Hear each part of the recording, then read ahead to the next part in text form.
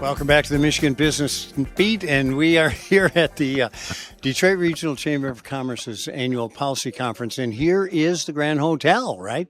I'm Chris Holman, and we are on the Michigan Business Network, and we're happy to bring on an old friend and chief pizza maker, right? Absolutely. All right. Tony Stamas, head of the, Midland Business Alliance. Yep. And it's always good to see you, bud. Great to see you, Chris. How Thanks you for doing? having me. I'm doing wonderful. And he has his recent M.B.A., as I you do. can see.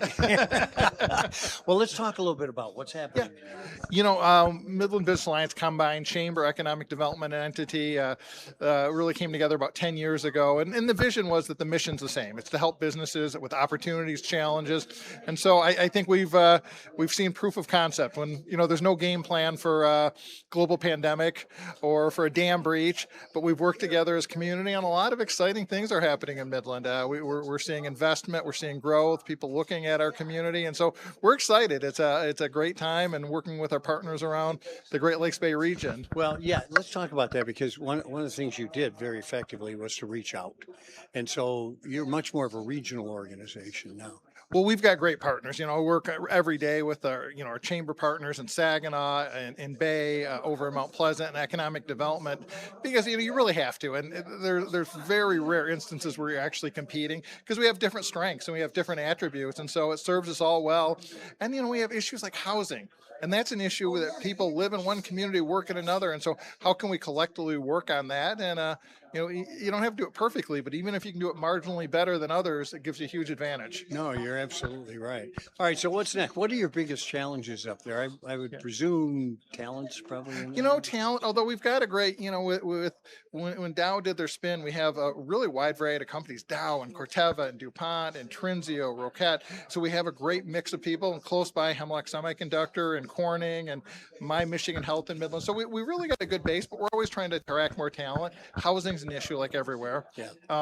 People say, what kind of housing do you need? And my answer is yes. Yeah. Right. But certainly workforce housing is really at the top of the list. And so we've got an effort, Housing Forward, some great people leading that. Jen Acosta lead that effort.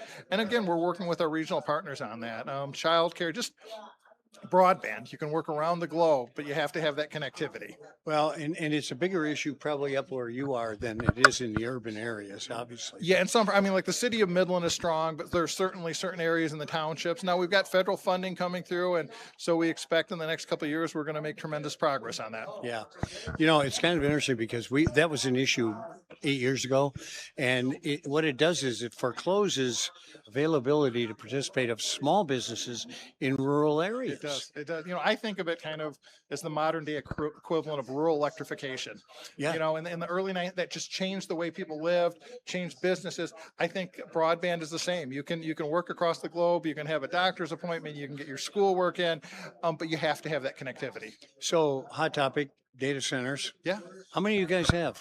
We don't have any, but like a lot of places they're looking. And, I think for Midland, it's always been a very scientific community. We've had a chemical company there for 130 years.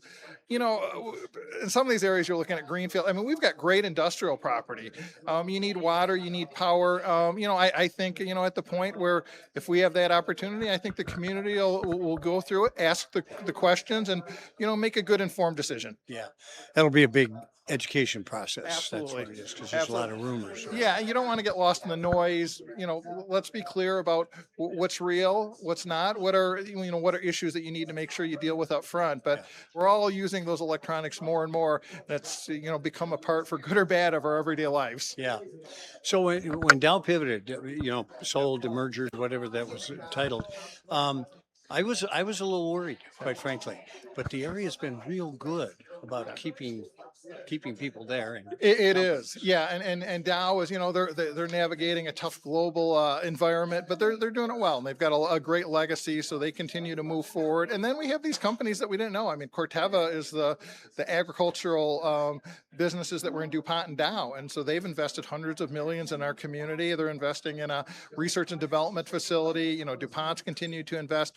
So we still have our legacy partner, but we have some new partners, and that's really been exciting. Yeah. How about education? Are they coming to the Yeah. table? Yeah. Oh, no question. Our school districts are outstanding. I think that's one of the things that why we're a community of choice. And so people look to Midland, the surrounding school districts, and, certainly working with Saginaw Valley, with Central Michigan, with Delta College. We've really got great partners, and, at every level, that's critical. Well, you've done a tremendous job. What's the next move for you guys? I'm just going to keep trying to build Keep Midland. on keeping on. It's my home. My family's had a restaurant there for 66 years, and That's why the introduction was the best pizza maker, right? exactly. All right. Well, when people ask a legal question, I say, "Well, I'm a pizza maker by training, so I'll stand with that." So let's go with that. Yes. All right. Tony Stamas, head of the Midland Business Alliance, thanks so much for being here. And the good work you're doing up there, buddy. Thank you, Chris. All right. Great to keep be it with up. you. You're watching the Michigan Business Beat on the Michigan Business Network. I'm Chris Holman, and we're coming to you from the Grand Hotel because the Detroit Regional Chamber of Commerce has their annual policy conference here, and we're obviously here to meet the Mucky Marks. We'll be right back with more.